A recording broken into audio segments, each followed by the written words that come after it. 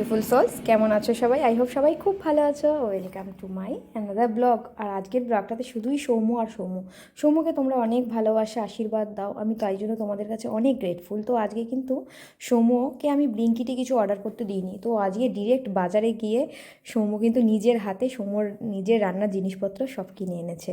তো আজকে সৌম্য কী বানাচ্ছে বলো তো? সৌম্য বানাচ্ছে পনির লাবাবদার, সাথে হচ্ছে লাচ্ছা পরাঠা। তো আমাদের জীবনের প্রতিটা দিনই কিন্তু স্পেশাল, প্রতিটা মুহূর্ত স্পেশাল। আর বাচ্চাদের সাথে কাটানো মুহূর্তগুলো সত্যিই তার মধ্যে ভীষণ ভীষণ দামি হয়। আমার ছোটো থেকেই বাচ্চাদের সাথে সময় কাটাতে ভীষণ ভালো লাগে। আর আমার সৌম্যর সাথে আমার সময় কাটিয়ে আমি তো এখন মানে আগের থেকে অনেক অনেক অনেক বেটার আছি। যাই হোক, তো ছোটোবেলা থেকেই না আমি অনেক কিছু মিস করেছি, আমার জীবনের মানে মিসিং পার্ট অনেক অনেক অনেক। তো সব কিছু মানে যেগুলো নিজে পাইনি, ইচ্ছা হয় যে নিজের বাচ্চাকে সেগুলো যাতে দিতে পারি।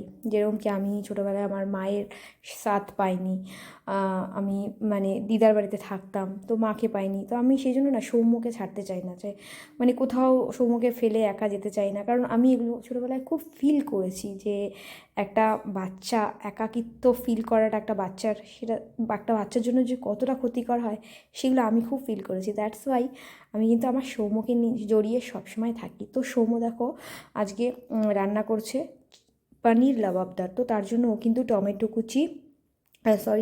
পেঁয়াজ, কাজু বাদাম, তার সাথে নিয়ে নিয়েছে পেঁয়াজ কুচি, আর হচ্ছে শুকনো লঙ্কা, তেজপাতা, এগুলো ফোড়ন দিয়ে কিন্তু ভাজাভাজি করছে।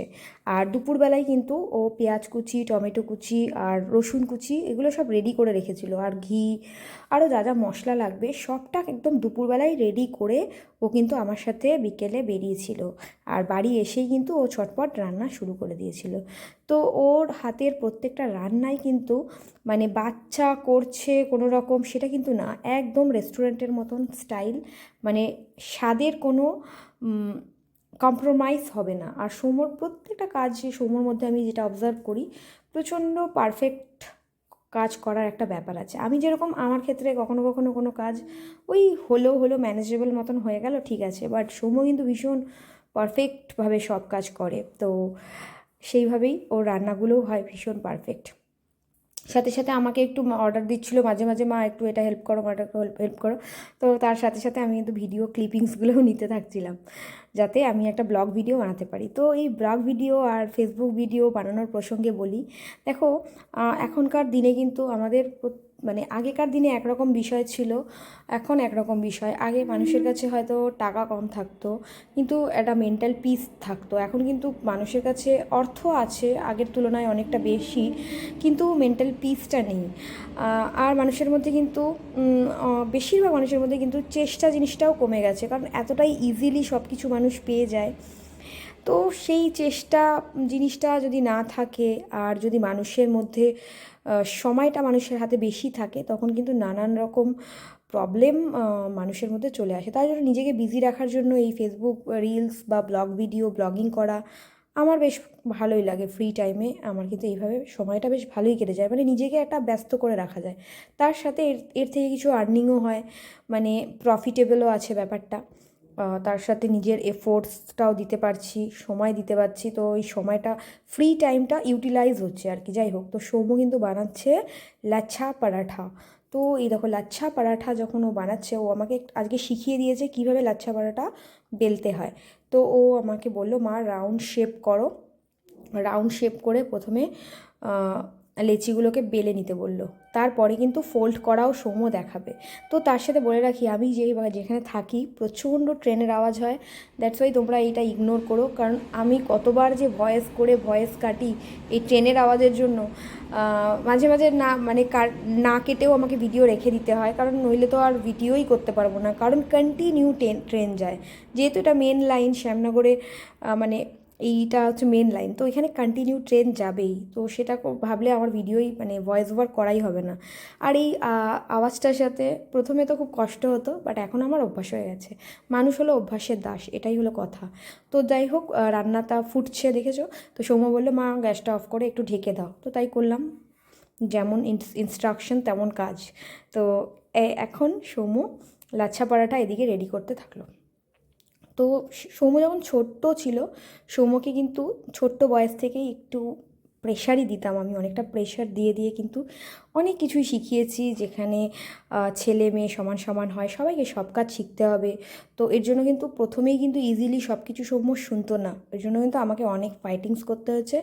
তো অনেকের সাথে হয়তো মানে পারিবারিকভাবে মানুষের সাথে হয়তো অনেক সময় মতবিরোধও হয়ে যেত, কিন্তু আমি কিন্তু আমার জায়গায় একদম স্থির থাকতাম যে না, আমার ছেলেকে আমাকে শেখাতেই হবে। তো অনেক কিছু অনেক কিছু অনেক কিছু অনেক ইতিহাস, অনেক স্মৃতি আছে, কিছু ভালো স্মৃতি, কিছু খারাপ স্মৃতি, সব মিলিয়ে মিশিয়েই তো জীবন। তো ওইভাবেই কিন্তু ধীরে ধীরে ধীরে ধীরে সৌম্যকে একটু একটু করে কাজকর্ম শেখাতাম, মেন্টালিটিটা, মাইন্ড গ্রোথ কীভাবে হয়, ছেলে মেয়ে সমান সমান ইকুয়াল ব্যাপারটা কাজের ক্ষেত্রে, খাওয়া দাওয়ার ক্ষেত্রে, মানে এই যে ইকুয়ালিটি ব্যাপারটা ওর মধ্যে প্রথম থেকেই আমি ঢোকানোর চেষ্টা করতাম। তো এইভাবেই আস্তে আস্তে আস্তে আস্তে সৌম্য কিন্তু আস্তে আস্তে শিখে গেল নিজের কাজগুলোকে নিজে করা। আমি বলতাম বাবু সব নিজের কাজ নিজে করবে, একদম ছোটো বয়স থেকেই হাত দিয়ে খাওয়া শেখানো শুরু, যে প্রথমে তো ছড়িয়ে ছিটিয়ে রাখতো চারিদিকে, সবাই বলতো যে ওকে খাইয়ে দে, এর থেকে বেটার খাইয়ে দে ওর।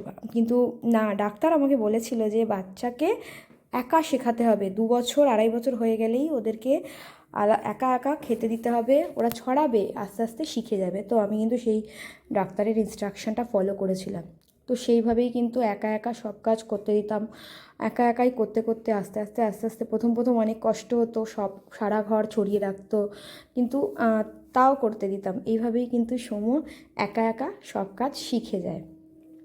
তো এখন যতটা ইজিলি সবটা করে নিচ্ছে, তার পিছনে অনেক অনেক স্ট্রাগল আছে।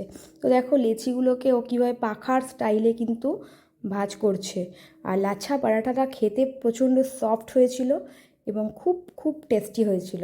তো কালকে আমি আর সৌম্য এই দিয়েই ডিনার করেছিলাম। অনেকটা রাত হয়ে গেছিলো রান্নাটা কমপ্লিট করতে করতে, কিন্তু সৌম্য আর আমি দুজনেই মজা করতে খুব ভালোবাসি, দুজনেই ঘুরতে খুব ভালোবাসি, মানে আমাদের মাইন্ড ম্যাচটা একই রকম, কারণ আমাদের দুজনেরই জানুয়ারি মাসে জন্ম, দ্যাটস ওয়াই আমাদের মিলটাও খুব বেশি। যাই হোক, তো দেখো লেচিটাকে ওরকম করে পাখার মতন করে করার পরে দেখো কেমন করে ও পেঁচিয়ে নিল। তারপরে যে লাস্টের পোর্শনটুকু যে বাকি আছে ওটাকে কিন্তু একদম অ্যাড করে দিল। তো তারপরে আমি একটা একটা করে লেচিগুলো ওকে বেলে দিয়েছিলাম, আরও পটপট করে ভেজে নিয়েছিল। তো এক্ষেত্রে একটু ঘিয়ের ইউজটা বেশি করতে হয় লাচ্ছা পরাঠার ক্ষেত্রে। তো ঘি দিয়ে যে কোনো কিছু ভাজলে তো তার টেস্ট কেমন হয় সে আর কি বলবো। তো আর আমি যেহেতু খেতে ভীষণ ভালোবাসি, সৌম্যর সাথে আমার এই দিকটাতে খুব মিল, তার জন্য আমরা দুজন কিন্তু মানে এই ব্যাপারটাতে দুজনে সবসময় একসাথে থাকি। এবার ও কী করলো, যেই জিনিসটা বানিয়েছিল ওটা মিক্সারে ভালো করে মিক্স করে নিল, তারপরে ছেঁকে নিচ্ছে, দেখেছো? ওই যে বললাম সৌম্যর মধ্যে পুরো পারফেক্ট ব্যাপারটা রয়েছে, সব কিছু পারফেক্ট করে করা ওর, মানে ওর ছোটো থেকেই সেটাই ওর ইচ্ছে। তো যাই হোক, তোমাদের আরেকটা ইনফরমেশান দিয়ে দিই। তো সৌম্য দেখো আমাকে কিন্তু শেখাচ্ছিল লাচ্ছা পরাঠা বেলা। তো আমি বেশ ভালোই শিখে নিয়েছি, নেক্সট আমি বানাতে পারবো এইটুকু কনফিডেন্স হয়ে গেছে, এত সুন্দর করে সৌম্য আমাকে বুঝিয়ে দিল। তো আরেকটা কথা তোমাদের বলে রাখি, একটা ইনফরমেশান দিয়ে রাখি, ছোটো বাচ্চাদের কিন্তু অ্যাবাকাসে দেওয়াটা খুব জরুরি, ওদের মাইন্ড গ্রোথটা খুব ভালো হয় যদি ছোটো বাচ্চাদের একদম ছোটো বয়স থেকে অ্যাবাকাসে অ্যাডমিশন করানো যায়। তো একটু প্রথম দিকটা স্ট্রাগল করে নিতে পারলে, অ্যাবাকাসটা ভালো করে ঠিকঠাক জায়গায় যদি শেখাতে পারো, তো অন্যান্য পড়াশোনার ক্ষেত্রে কিন্তু বাচ্চারা অনেক এগিয়ে যাবে। তখন কিন্তু বাবা মাকে খুব বেশি প্রেশার দিতে হবে না বা খুব বেশি এনার্জি দিতে হবে না, ওরা কিন্তু নিজেরাই ধরে নিতে পারবে পড়াশোনাটা। এটা একটা ইনফরমেশান দিয়ে দিলাম, যাদের ছোটো বাচ্চা আছে তারা অবশ্যই অ্যাবাকাস ব্যাপারটাকে কন্টিনিউ করো। তো এইভাবেই কিন্তু তৈরি হয়ে গেল একটা একটা করে লাচ্ছা পরাঠা আর পনির লাবাবদার, আর ভীষণ টেস্টি হয়েছিল।